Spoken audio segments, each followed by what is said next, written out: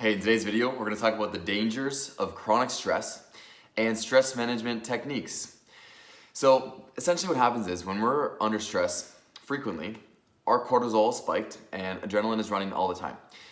Now, let's talk about regular stressors though, because you might think of stress in different ways. Stress can be literally anything. Stress can be our response to any situation. So we can feel stressed right now with the quarantine because our future is unknown.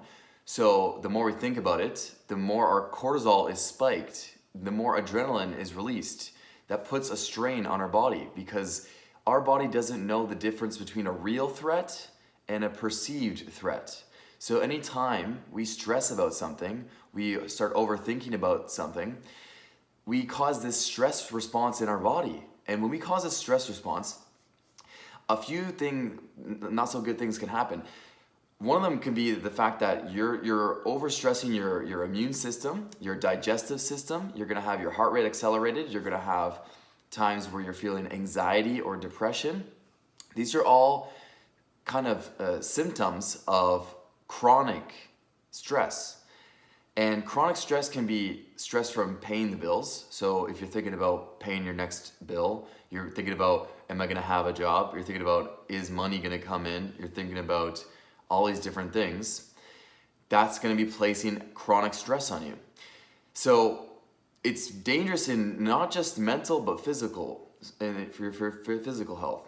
So even for physical health, when you have chronically elevated cortisol goes ahead and starts releasing all of the carbohydrates into the bloodstream and breaking everything down.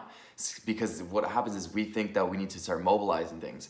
So what can happen is it can impair our digestion and utilization of nutrients if we're chronically stressed.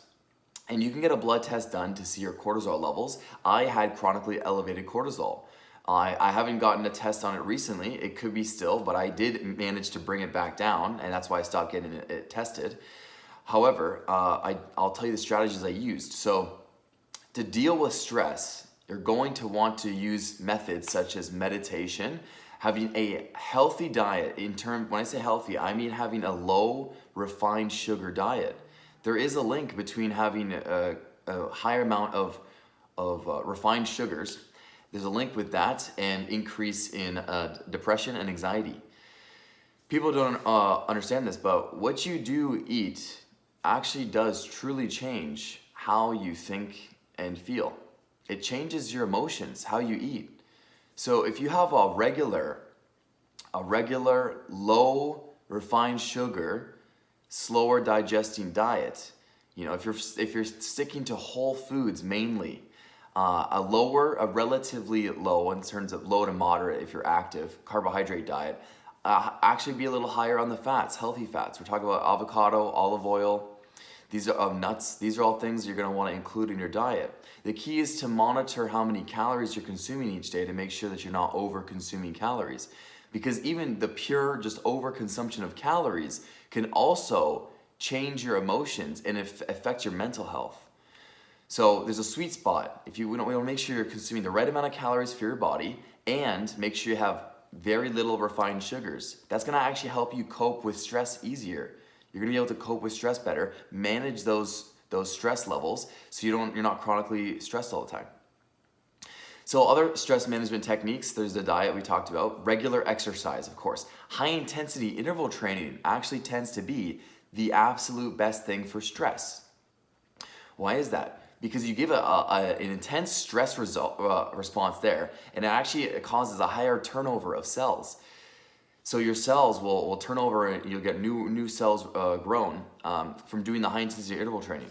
And you get the stress response, and then you have a nice longer response where you're relaxing, a relaxation response. That's why the high intensity interval training is so effective. Lots of other reasons why it's more effective. Other things you can do, again, meditation, going for the walks, noticing your feelings. So self-awareness is a big thing. So what you want to do is not be unaware of how you feel. And you want to actually have people around you that you can socialize with and talk with without feeling threatened. This is actually arguably the biggest, most important thing for mental health.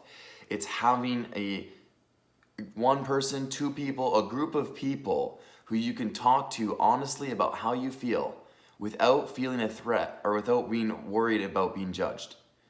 Basically, a group of people where there's a judgment-free zone and you know that they have their best interests, they have your best interest in yourself. So if you have this group of people, you're going to be the best off in terms of mental health. That's a massive one for dealing with stress. All these different things. So I hope this video helps. I wanted to bring the awareness so you can make sure that you're not chronically stressed, because there is true dangers in terms of mental and physical health. One of the dangers I didn't mention, I'm just going to mention now, is you get actually impaired brain function and memory, impaired cognition. Cognition means the combination of learning, memory, brain function. It's impaired from chronic stress. You get that brain fog. And there can be longer term consequences. This isn't just short term stuff, so don't take chronic stress lightly. We actually need to deal with stress. It's something I've neglected in the past, and that's why I'm sharing it now, because I've managed it much better. So don't stress yourself too much. Don't take too much onto your plate, and have ways to de-stress. That's all I'm talking about. Hope you have a fantastic day, and I'll talk to you soon.